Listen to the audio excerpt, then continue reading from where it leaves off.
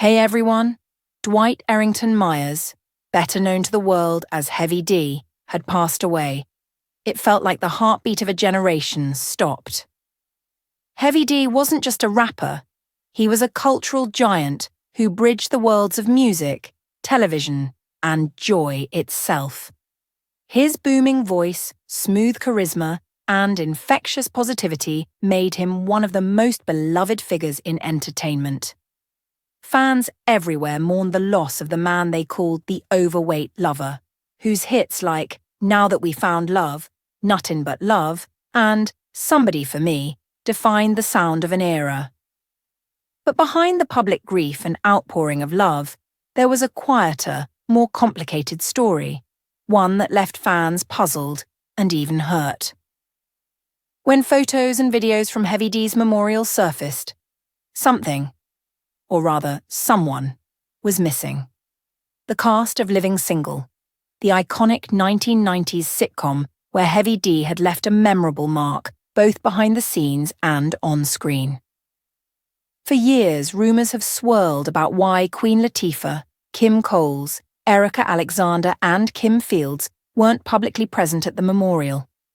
Some fans speculated bad blood, others whispered about scheduling conflicts, but the truth runs deeper, tangled in a web of grief, misunderstandings, and the silent complexities of fame and friendship that the public rarely sees. To understand what really happened, you have to go back to the 1990s, when Living Single ruled television. The show wasn't just a sitcom, it was a cultural movement, a breath of fresh air for Black audiences hungry for representation.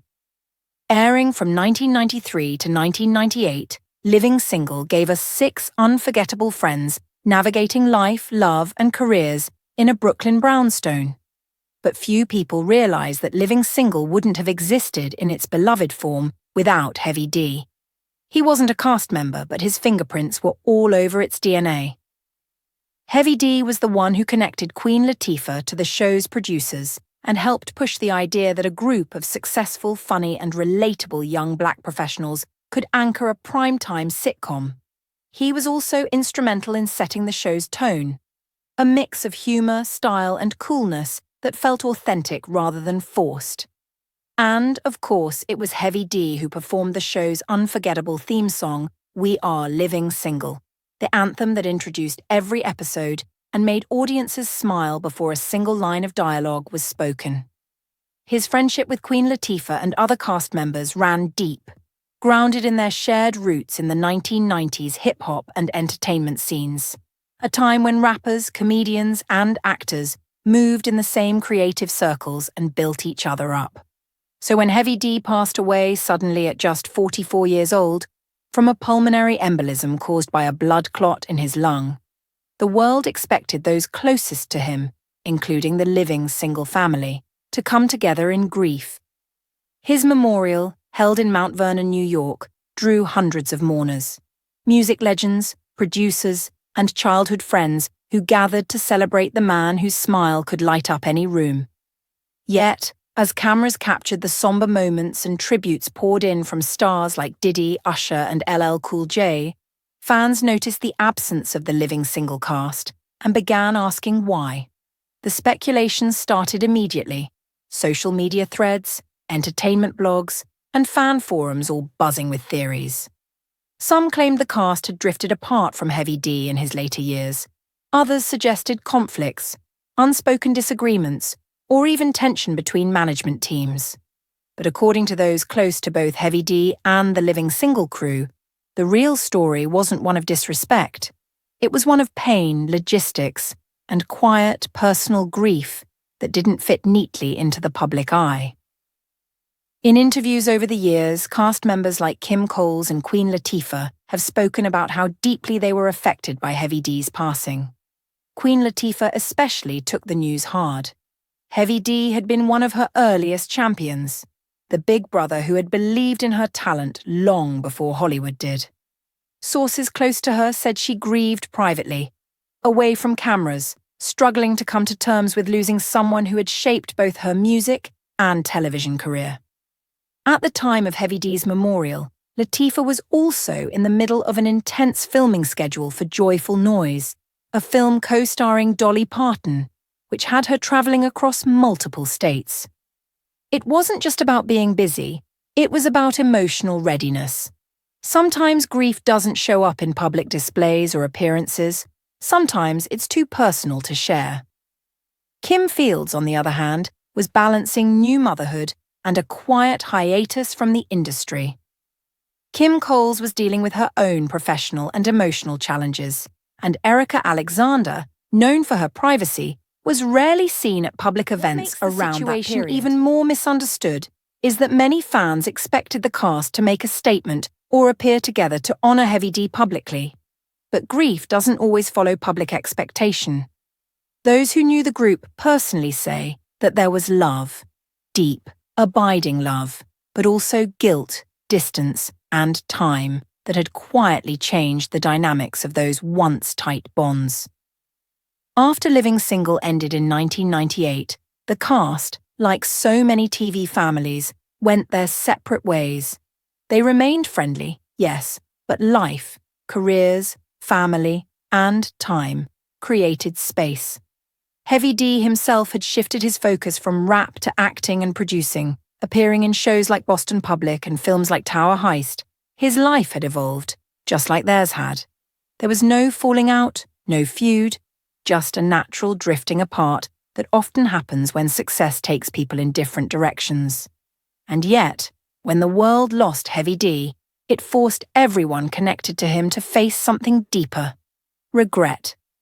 Those who spoke about him after his death, including Queen Latifah, described him as someone who always radiated joy and generosity.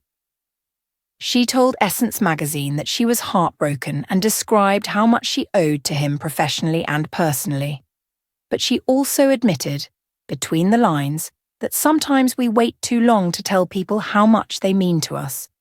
That unspoken guilt, the feeling of I should have called more, I should have visited, is something many in Heavy D's circle felt. In the days following the memorial, fans expected a living single reunion or tribute, but instead, what they got were individual, private acknowledgements, social media posts, quiet interviews, and heartfelt words. Kim Coles tweeted her condolences, sharing how Heavy D's music had been the soundtrack to some of the best moments of her life. Erica Alexander reposted old photos, captioning them with memories of laughter and gratitude. They mourned in silence, and in truth, not everyone needs to grieve publicly to prove their love. But of course, the internet rarely gives grace. Rumours began circulating that maybe the cast had grown distant from Heavy D before his death, or that some unspoken Hollywood politics were at play. Some even pointed fingers at management conflicts between Queen Latifah's Flavour unit and Heavy D's own production company, suggesting that business disagreements had strained relationships. Yet people who worked closely with both dismissed these claims, saying that while there were occasional creative differences, as in any business, the friendship and respect never faded. Heavy D's connection to the Living Single cast wasn't transactional. It was emotional, built on shared struggles as Black creatives carving out space in a world that often tried to limit them. The truth is, the reason the Living Single cast didn't attend Heavy D's memorial wasn't rooted in drama. It was rooted in humanity. Each person processed the loss differently. Some couldn't face the crowd, some were across the country, and some just didn't want to make their grief a performance. In fact, several cast members later honoured Heavy D privately, attending smaller gatherings, visiting family, or reaching out to those closest to him. But because none of that made the headlines, the public narrative twisted into something it was never meant to be. Even today, more than a decade later, the topic still resurfaces, fueled by nostalgia and the public's fascination with celebrity relationships.